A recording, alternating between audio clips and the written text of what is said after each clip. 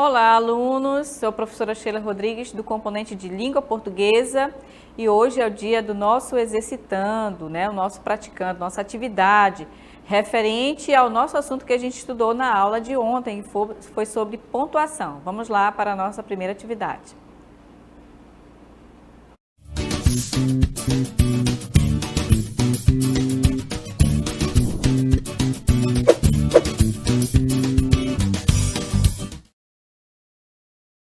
Bom, nós temos aí o texto, né? Ele chama-se Essa Velhinha. Aí vocês prestem atenção no discurso aí, na voz de cada um dos personagens, tá? Que estão falando, tá bom? Para que vocês possam chegar à resposta, né? A resposta correta, né? Os pontos de exclamação em cachumba, o que que significa? O que que ele exprime, né, nesse texto? Então, vocês vão ter essa atividade, daqui a pouco eu volto com vocês para fazermos a nossa interação. Participem no chat.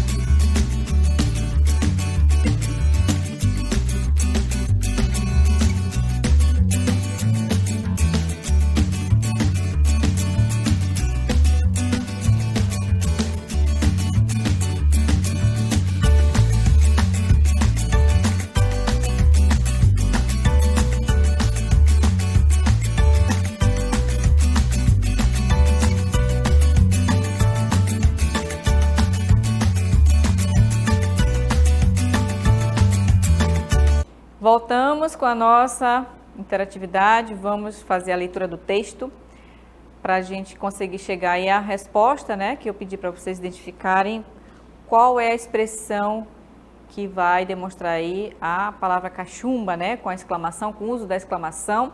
Então, vocês percebem aí que no texto há um diálogo, uma conversa entre dois personagens e um dos personagens é uma velhinha, certo? Aí o personagem primeiro entra, desculpe, entrar assim sem pedir licença. E aí o que acontece? Ela diz doença, ela entendeu errado, né? Não, quem está doente? Aí pergunta novamente, mas quem está doente? Não, sorriu o homem, a senhora entendeu errado. Aí ela responde, resfriado? Ora, quer dizer, bem, eu estava lá fora e chi catapora. Senhora, por favor, não confunda. Cachumba. Cuidado, menino, isso é perigoso, sabe? Sei fazer um chazinho muito bom para cachumba. Então, na questão, no enunciado da questão, ele pergunta, né? Os pontos de exclamação em cachumba. Exprime o entusiasmo, a dor, um espanto, uma tristeza. O que ela vem expressar, né, nesse contexto?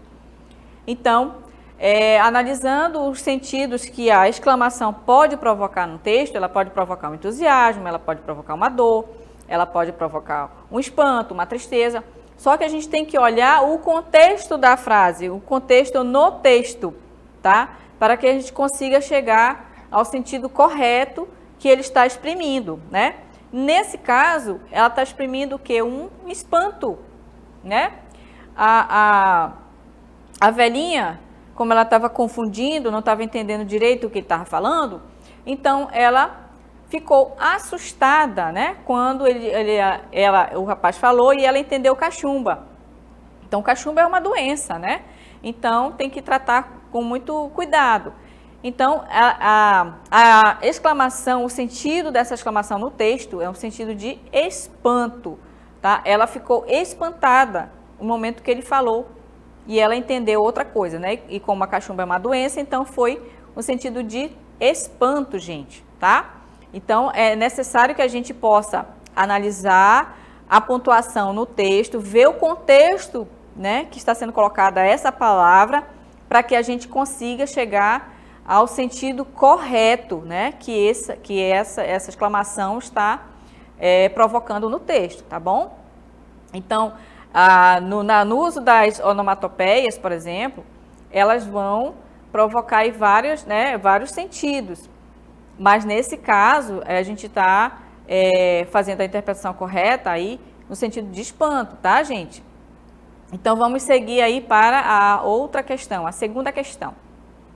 Vocês vão ler, né, novamente, aí nós temos uma poesia, tá bom? Aí vocês vão fazer a leitura rapidinho, e aí no enunciado da questão ela pergunta, no trecho destacado, os travessões foram utilizados para...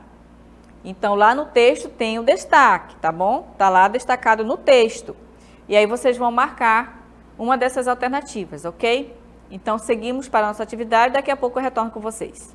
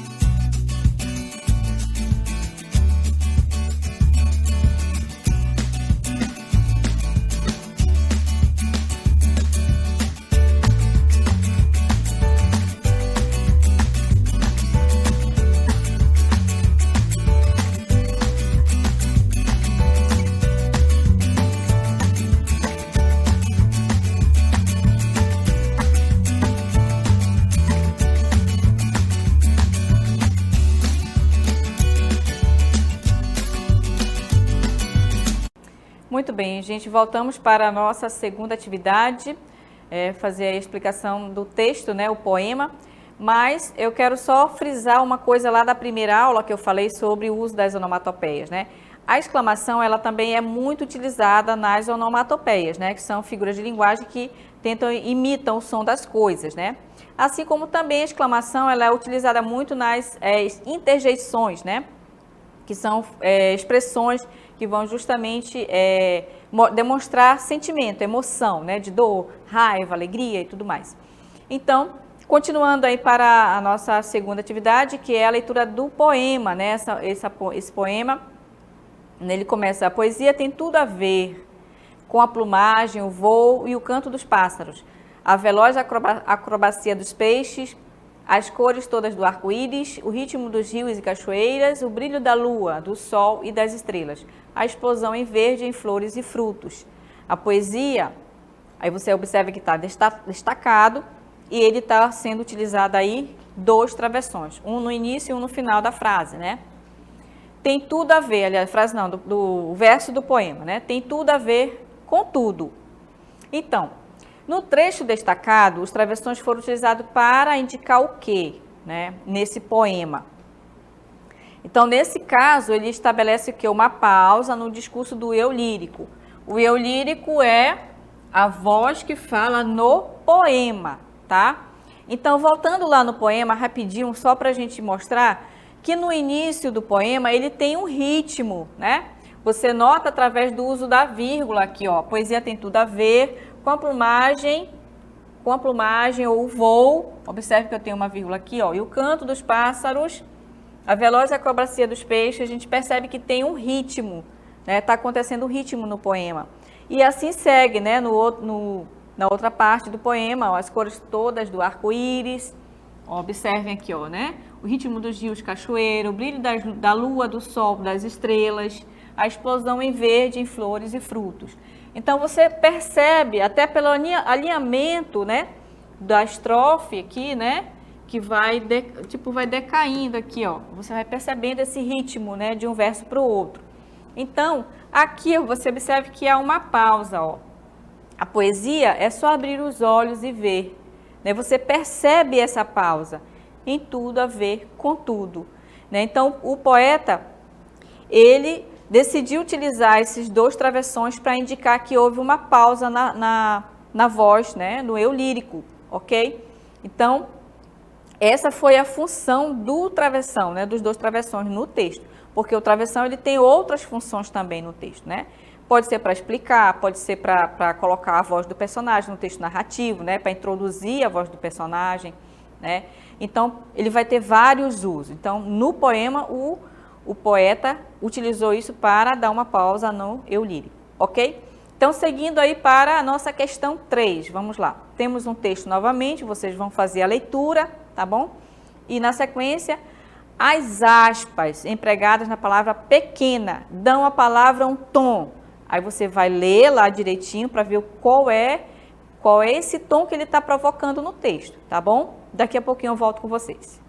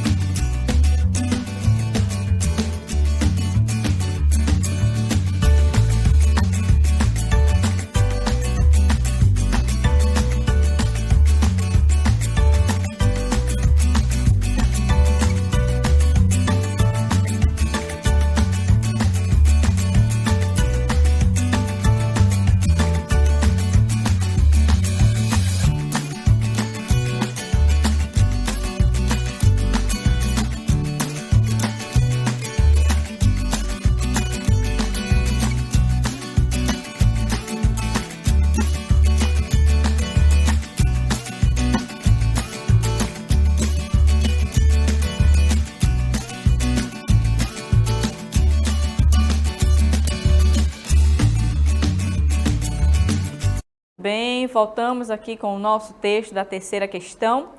Vamos fazer uma pequena leitura breve aqui, né? O marinheiro que tocava tuba. Tendo nascido no interior do Ceará, como foi acabar sendo regente? Nasci no Iguatu, porque meu pai trabalhava naquela época nessa cidade, numa função muito delicada e até pejorativa, a de delegado de polícia. Na época, havia uma espécie de guerra no Ceará, com intervenção federal. E como ia sendo expulso de tudo quanto era escola, meu pai resolveu me colocar na escola de aprendizes de marinheiros. Aí a coisa mudou. A escola, naquela época, era semi-correcional. Meu pai advertia, agora você toma jeito. Éramos 14 irmãos, dos quais eu era o quinto pela ordem. Família pequena, como veem, 8 homens, 6 mulheres. Então, observe que aqui nesse texto, né, essa frase aqui, pode deixar lá? Essa frase, quando ele diz, ó, família pequena, observe que ele colocou entre aspas, ok? Ele está fazendo uso de quê? Da ironia, gente. Por quê? Porque observe que essa família não é nada pequena, ó. 14 irmãos, gente. São muitos meninos, né? Como ele mesmo cita, né? 8 homens e 6 mulheres. Então, a palavra pequena está entre aspas para indicar uma ironia. O que quer dizer ironia? Ele está dizendo o contrário daquilo que significa realmente. Então, observe que uma família com 14 irmãos não é uma família pequena. Então, a ironia, ela tem esse sentido de você dizer o contrário daquilo que você realmente quer dizer, tá bom? Então, esse foi o sentido correto, né, do emprego das aspas. Até porque a aspa, ela serve para fazer uma citação, para fazer o realce de uma palavra que o autor queira realçar no texto, né? Então, dependendo do contexto em que as aspas estão sendo utilizadas, a gente tem que ler o texto, tem que ler o contexto, para que a gente consiga chegar ao sentido correto, tá bom? Do uso dessa aspa, ok? Então, vamos seguir aí para a nossa quarta e última questão. Vamos lá. Temos novamente um texto, vocês vão fazer a leitura, tá bom? E aí, no enunciado dessa questão, ela pede o seguinte: no trecho, era um sonho lindo. O ponto de exclamação indica um susto, uma admiração, um medo, uma dúvida. Mais uma vez, o que vocês vão fazer? Vocês vão ler o texto, vão observar em que contexto está essa frase, tá? Para que você consiga chegar ao sentido correto do uso da exclamação, tá bom? Daqui a pouquinho eu retorno com vocês, respondam aí no chat, tá? Participem aí e daqui a pouquinho eu volto com vocês.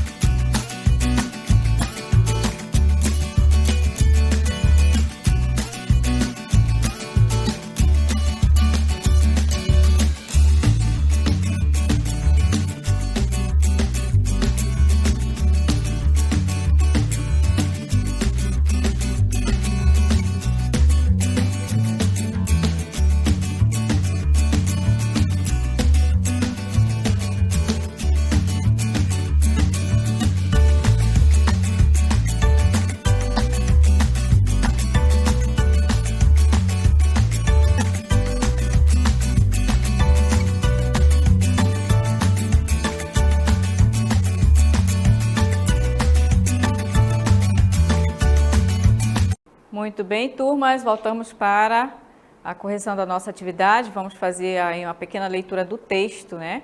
Que chama-se a história da bomba boa, né? A bomba que tinha coração. Um dia a bomba boa foi levada por um avião para destruir uma cidade. De repente ela sentiu que estava caindo.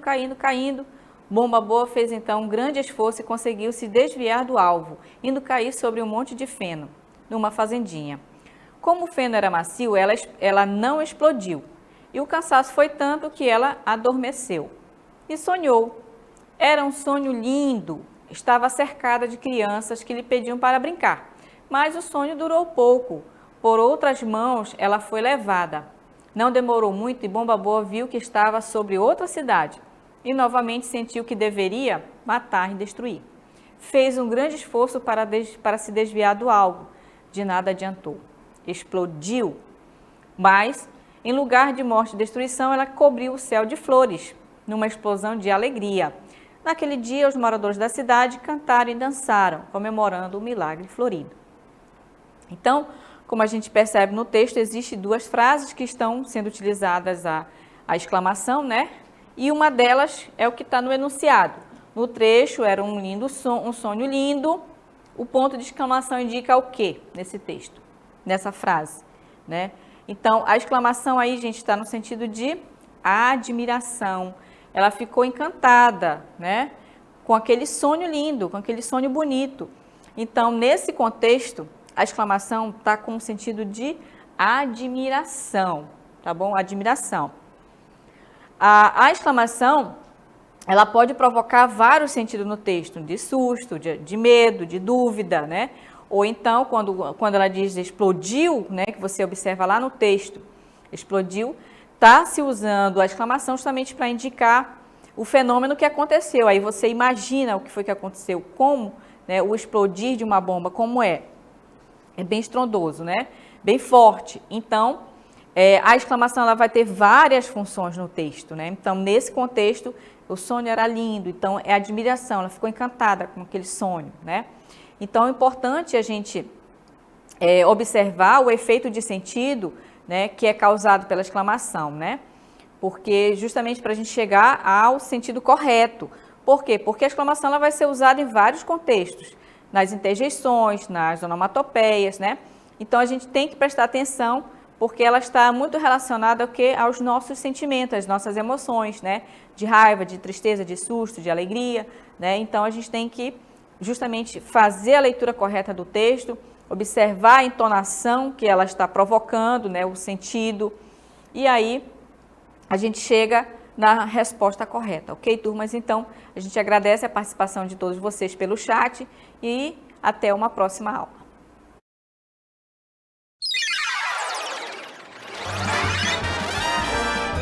A sua aula continua no próximo vídeo.